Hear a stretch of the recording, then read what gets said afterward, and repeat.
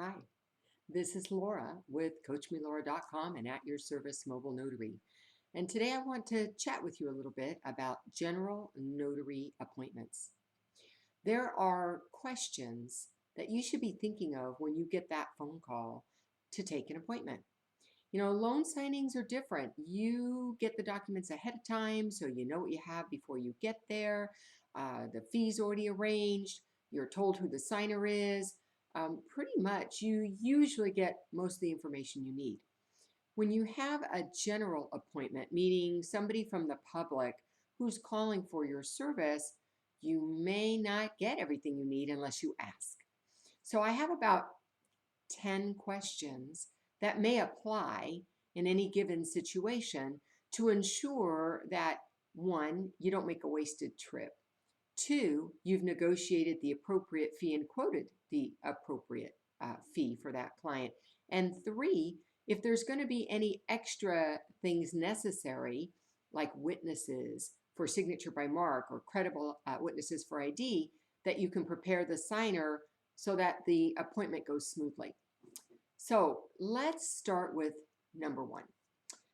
The first thing is, if I'm not speaking with the signer myself, I need to ask, how many signers are there? And will all the signers be present when I arrive? That's important for me to know, one, when I'm thinking about how many notarizations I may have to perform. And two, if I'm told, well, no, the other one is, out of the country or in another state, I realize that I'm just taking care of part of the assignment. The other thing that's important is to find out what kind of document it is. Is it ready? Have they prepared it already? So that all that needs to happen is signature upon my arrival. I like to ask what kind it is because some documents I know, like powers of attorney, have witnessing requirements. And that's going to give me an opportunity to say, are you going to have witnesses there for the witnessing part? So that is a really good heads up if you are familiar. Also, last will and testament documents. Those are witnessed by two people who are not related to the signer. They're impartial, number one. Number two, they're not generally notarized. Two witnesses is what's needed in most states. There's only a couple out there that require a notarization. And typically, even that notarization isn't the last will.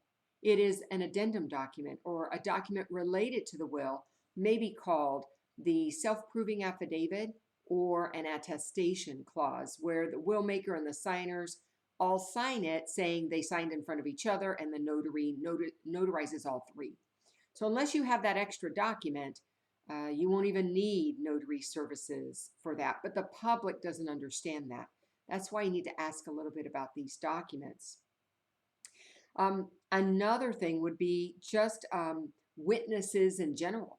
If we need additional people there for whatever the reason, they don't have ID, so they need to be credible witnesses, the document is requiring the witness, then it's good to give them a heads up about what kind of witness they're going to need.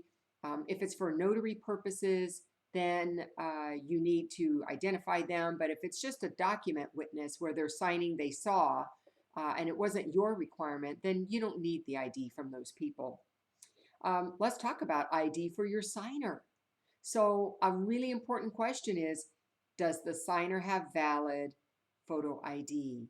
And then I ask, what kind is it you plan to present to me? Because depending on your state, sometimes the photo ID they want to present isn't on your list of IDs.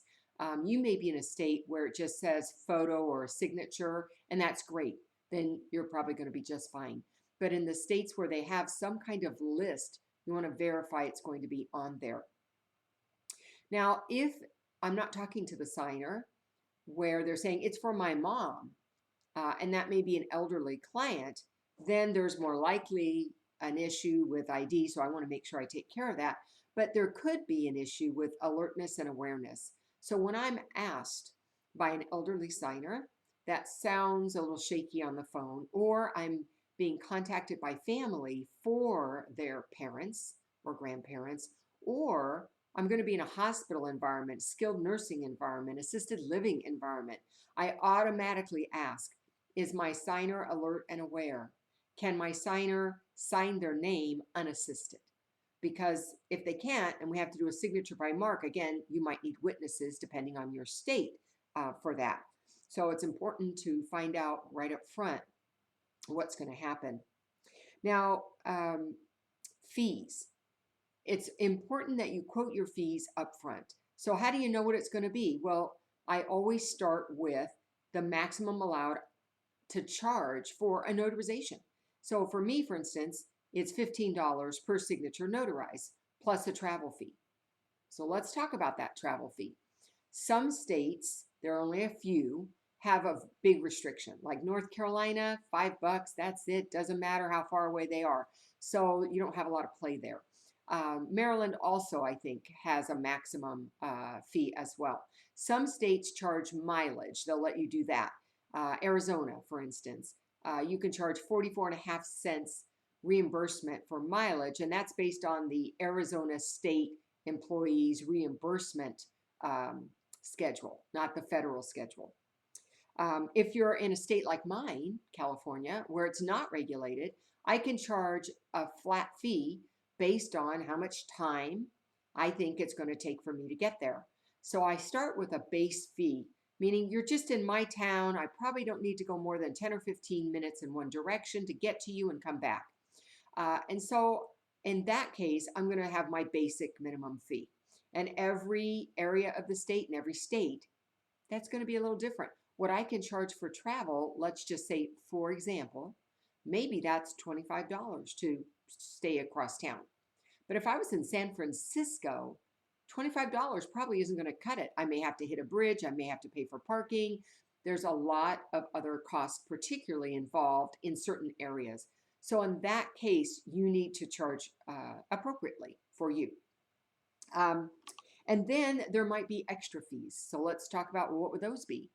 What if you go to a hospital and one, you got to park in the parking structure. Two, you got to walk over to the hospital. Then you got to go through a sign-in procedure. Then you got to go up the elevator, wherever, to find the patient. Then you get there only to see that the nurse is taking vitals. So you got to wait for that to finish. Now you've added another 10 minutes or so to your travel time. And that might be called processing time or wait time. Sometimes I get started and the doctor comes in because he's making rounds and I can't say, sorry, doctor, I'm in the middle of a notarization. Come back later. That's not how it works. You're going to need to step out so they have privacy and allow the doctor the 5 or 10 minute conversation.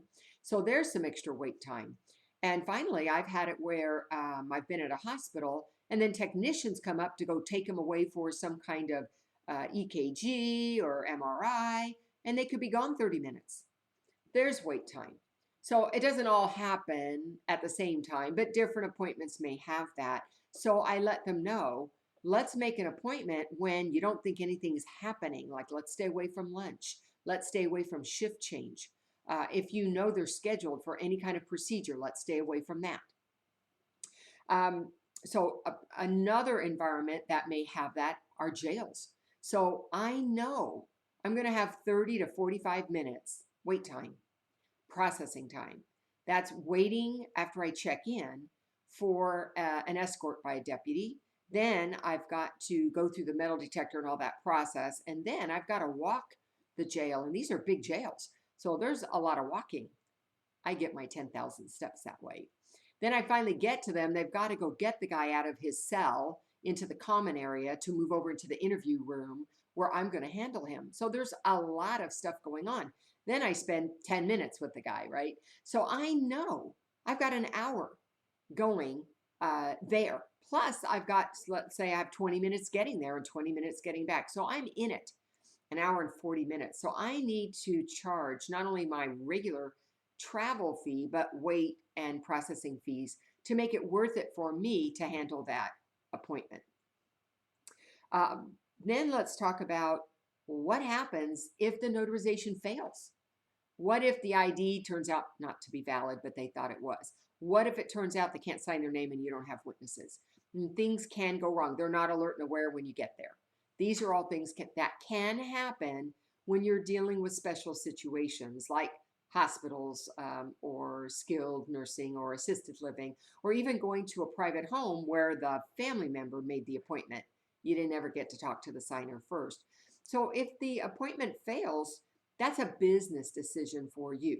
Now, I will tell you, you cannot take money for notarization if you didn't notarize anything, but you can charge for the travel fee for coming there. So you might say, hey, you're still going to pay me, the $25, $35 because my gas and my time's already invested. You might say, I tell you what, I am going to charge you for that, but if you call me back when we can do it, I won't recharge you, or I'll charge you only half, or I'll only charge you for the notarization fee. Uh, or you can decide if it's beyond their control, and sometimes that happens, it's not their fault exactly, then I might waive the fee, travel fee altogether, and make another appointment to come back when it can be handled completely. So think about it in terms of a business decision. What do you think is going to work well? And I'm going to tell you that I base it on the situation I'm in and whose fault was it. If it was my own fault because I forgot to ask them about the ID, then you know what? I suck it up.